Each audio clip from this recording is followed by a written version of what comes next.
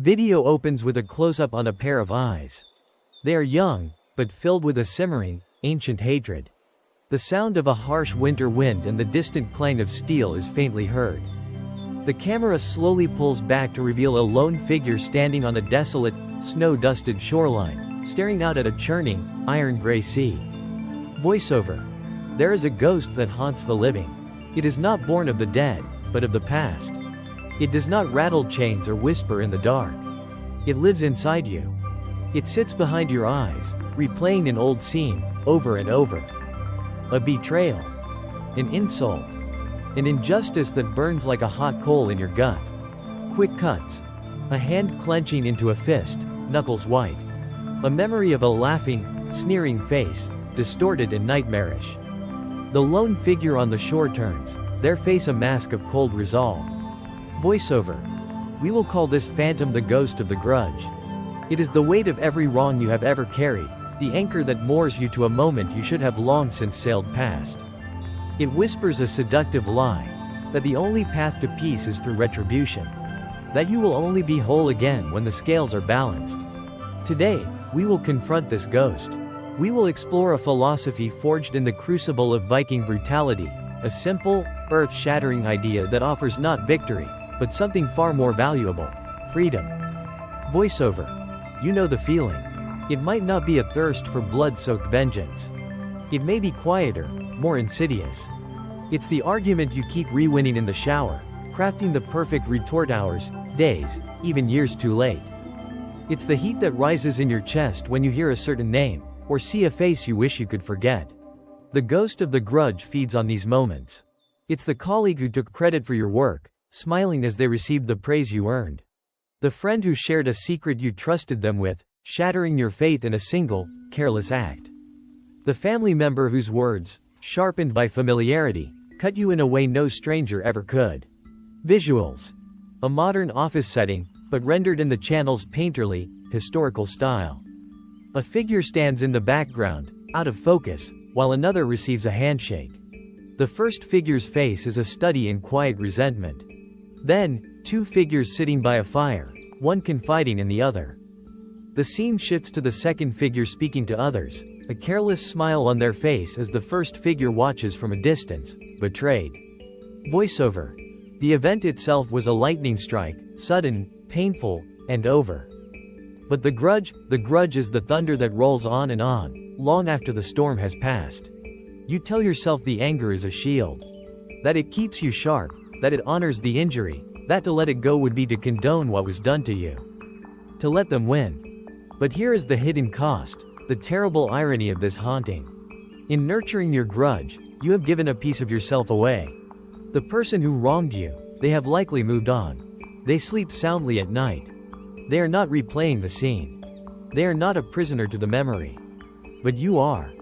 You have built a prison cell in your own mind, and you have locked yourself inside it, staring through the bars at the ghost of your offender. The poison you so carefully mix for them, day after day, is a poison you are forced to drink. The ghost of the grudge does not haunt them. It haunts you, and the price of its company is your peace. Your presence. Your future. You become a curator of your own pain, meticulously maintaining the monument to your own wound. Voiceover. What if there were a way to exorcise this ghost? Not through violence, not through confrontation, but through a profound and radical shift in perspective. To find this way, we must travel to the fjords of Iceland, to the world of Vinland Saga, and to a man who was once the greatest warrior of his age. His name was Thors, the Troll of Jom. A man who could fell 100 men, a legend whose strength was a fearsome, elemental force. But the Thors we meet is a man who has walked away from that world. He has laid down his sword, not in defeat, but in ultimate victory. And he imparts his final, most crucial lesson to his young son, Thorfinn, with his dying breath. Visuals. Thors, a giant of a man with a gentle face, working on his farm. He is contrasted with flashbacks of his younger self in a berserker rage in battle.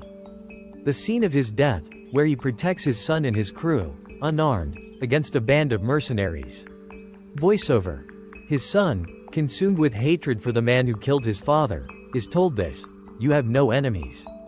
Think on the staggering power of that statement. It is spoken to a boy whose world has just been shattered by an act of brutal violence, a boy who is now staring at the very man he considers his mortal foe. It sounds like a lie. A delusion. But it is not a description of reality. It is a declaration of a new one. It is the key. This philosophy can be broken down into 3 core principles. Principle 1. The redefinition of strength. Our world, like the Viking world, tells us that strength is the power to dominate. The power to impose your will. The power to harm those who would harm you. Thor's understood the truth. That is the most primitive, most childish form of strength.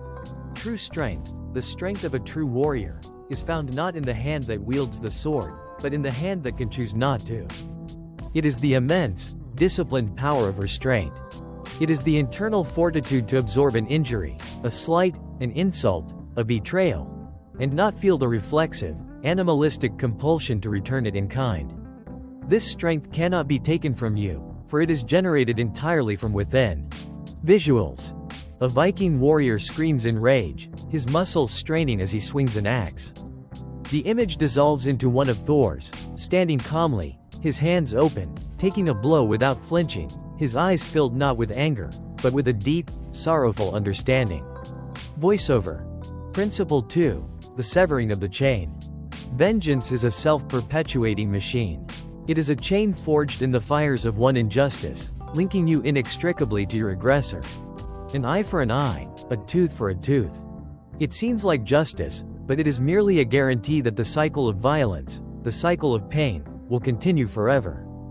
Your act of revenge becomes the other person's reason for their own. You become each other's ghost. The declaration that you have no enemies is the act of breaking this chain. It is a unilateral ceasefire. It does not require negotiation. It does not require their agreement or their apology. You simply decide that the chain ends with you. You refuse to forge the next link. You refuse to pass the burden of your hatred on to your future self, or to anyone else. Visuals. A chain being forged, glowing hot in a dark smithy. A link is hammered into place, then another, and another. The camera follows the chain as it stretches out into darkness, binding 2 figures together. Then, a powerful image of a hand reaching out and shattering one of the links. The 2 figures are freed, drifting apart into the darkness. Voiceover. Principle 3. The internal locus of control. You cannot control the world. You cannot command the rain to stop, the sun to shine, or other people to be kind, just, and honorable. To believe you can is the fast road to bitterness and despair. The world will wrong you. People will fail you. Injustice exists. This is a fundamental truth. But the one territory you command absolutely, the one kingdom where your rule is sovereign, is your own mind. Your response. By declaring you have no enemies, you are seizing control of this kingdom. You are making a conscious choice. No one will have the power to force me into the role of an avenger. No one will have the power to make me a vessel for hatred. Their actions belong to them. My response belongs to me.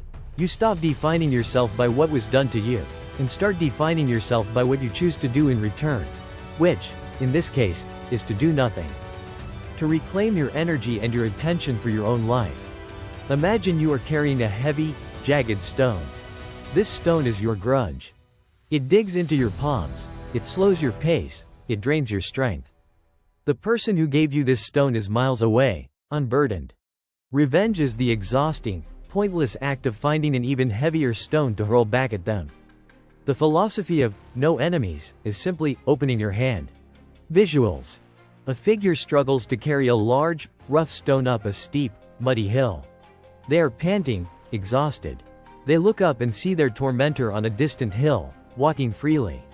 The figure stops, looks at the stone in their hands, and then deliberately lets it fall. It thuds to the ground. A look of profound relief washes over their face. They turn and walk away, their shoulders lighter, their pace quicker. Voiceover. You just put the stone down. Not for them. For you. Voiceover. This philosophy is not a passive wish. It is an active, disciplined practice. It is a skill to be honed. So how do we begin? How do we take this grand, stoic ideal and apply it to the messy reality of our lives? Here are 5 practical steps to exorcise the ghost of the grudge. Step 1. Conduct the injury audit. You must face the ghost to understand it. Take out a journal, or simply find a quiet space for yourself. Ask, who wronged me? Be specific. What, precisely, did they do? Write down the objective facts of the event, as if you were a neutral court reporter. Then, in a separate section, write down the story you have been telling yourself about this event. The story is where the poison lies. It's where you assign motive, where you interpret their actions through the lens of your pain. They did it to humiliate me. They never respected me. They intentionally set out to destroy me. Your task is to see the clear, cold space between what happened and the narrative you have woven around it. This act of separation is the first step toward freedom. Visuals. A handwriting in a leather-bound journal by flickering candlelight. The page is divided into 2 columns, facts and story. The facts column has a few simple sentences. The story column is filled with emotional, interpretive language. Voiceover. Step 2. Practice empathic deconstruction. This is the most difficult step, and the most crucial. It is not about forgiveness. You do not have to forgive them. It is not about condoning what they did. You do not have to say it was okay. It is about understanding. Your enemy is not a monster. They are a human being, with their own fears, their own wounds, their own profound ignorance. Your task is to try and construct the most charitable, plausible explanation for their behavior. Did they act from a place of deep insecurity? Were they blinded by their own ambition? Were they simply weak, foolish, or repeating a pattern of pain that was inflicted upon them long ago? Deconstruct them from a monolithic villain in your story into a flawed, complex, and perhaps even pathetic individual. This act robs them of their power. Monsters are terrifying. Flawed, broken people are just people. And you do not need to build your life around the actions of a sad, broken person. Visuals. A character is visualizing their enemy. First, the enemy appears as a shadowy, monstrous figure. Then, the image flickers and changes. They see the enemy as a frightened child. They see them being yelled at by someone else. They see them alone and crying. The monstrous facade crumbles, revealing something weak and human beneath. Voiceover. Step 3. The unilateral declaration. You have audited the injury.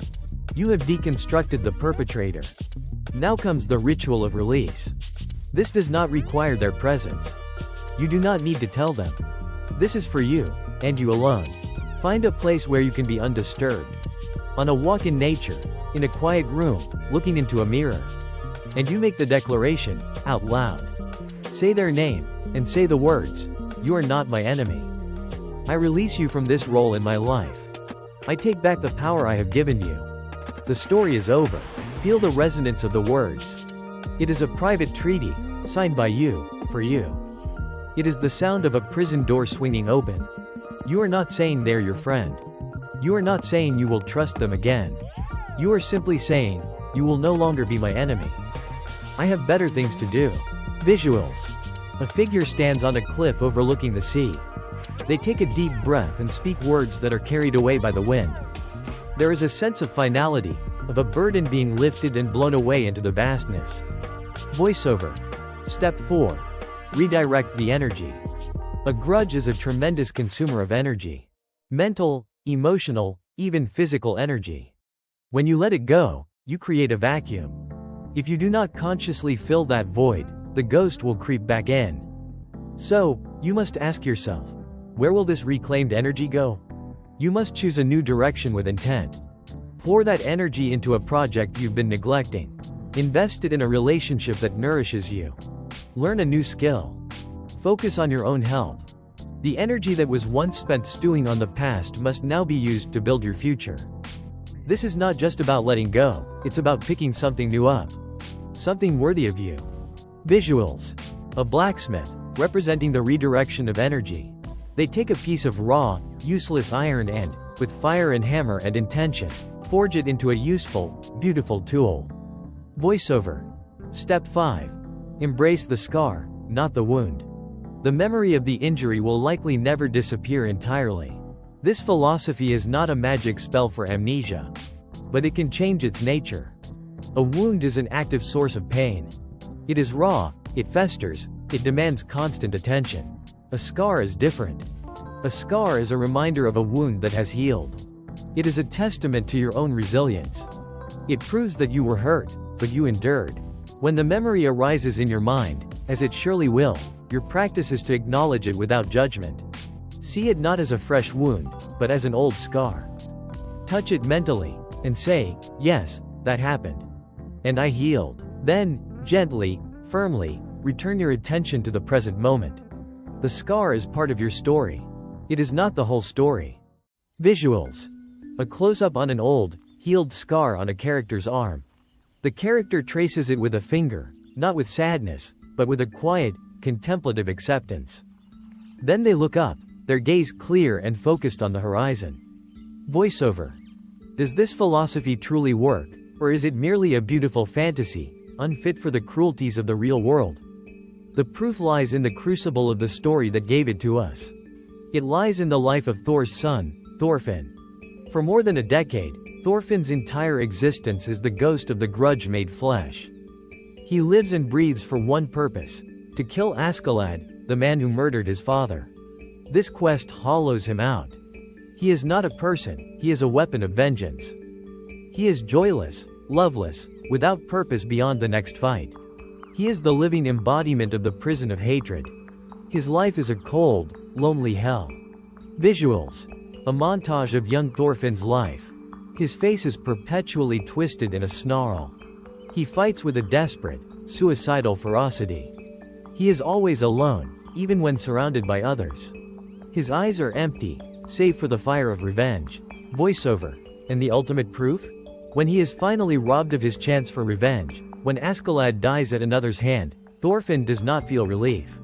He feels nothing. A vast, bottomless emptiness. His entire identity, the ghost that drove him for so long, vanishes, leaving a void. It is only after this total collapse, after years of slavery and suffering, that he finally, painfully, begins to understand his father's words. He accepts that he has no enemies. And what happens then? His life begins. For the first time, he chooses a goal born not of hatred, but of hope. To build a new world, a peaceful land, a Vinland, free from the swords and slavery that defined his old life. The absence of his grudge is the dawn of his humanity. Thorfinn's agonizing journey is the ultimate proof. A life dedicated to an enemy is not a life at all. Visuals. A shot of Thorfinn, older now, his face weathered but his eyes clear. He is working the land, building a home. He smiles, a genuine, peaceful smile, for the first time. He is surrounded by a found family. He has purpose. Voiceover. This is not just the wisdom of fiction. It echoes through the ages, in the words of the great Stoic philosopher and Roman emperor, Marcus Aurelius, who wrote in his private meditations, "The best revenge is to be unlike him who performed the injury." He understood that to mirror your aggressor's hatred is to allow them to shape you in their image, to grant them the ultimate victory. Modern psychology also touches on this truth with the concept of post-traumatic growth. Researchers have found that many people who endured terrible events do not just recover, they grow stronger, with a deeper appreciation for life and more meaningful relationships. This growth does not come from denying the pain or seeking revenge. It comes from actively finding new meaning in the aftermath. It comes from choosing to build, rather than to destroy. The logic is inescapable. To hold on to a grudge is to outsource your emotional state to a person who has already demonstrated their disregard for your well-being. It is a losing strategy. It is drinking poison and waiting for the other person to die. The only logical, strategic, and self-preserving move is a unilateral declaration of peace. Not because they have earned it, but because you have. Voiceover. The ghost of the grudge thrives in silence and isolation. Today, let's bring it into the light, together. In the comments below, I invite you to perform a small act of liberation. You do not need to share the story or name the names. Simply share a testament to your own freedom. Write the words, "I'm putting the stone down." Let's fill this space not with stories of our wounds, but with a chorus of our healing. A declaration that we are choosing to walk on, unburdened. Voiceover. If these explorations of the human spirit, These journeys into the heart of conflict and the search for peace resonate with you, then join our stead. This is what we do here. Subscribe to the Farmland Preacher and walk this path with us. Voiceover. Thorfinn's greatest struggle was not achieving his revenge, but discovering what to live for after his driving purpose was gone. If you want to explore the profound emptiness that can follow the achievement of a lifelong goal, and how to build a new identity from the ashes, I recommend you watch our video, The Emptiness of Victory, next. The link is on your screen now. Be well, and walk in peace.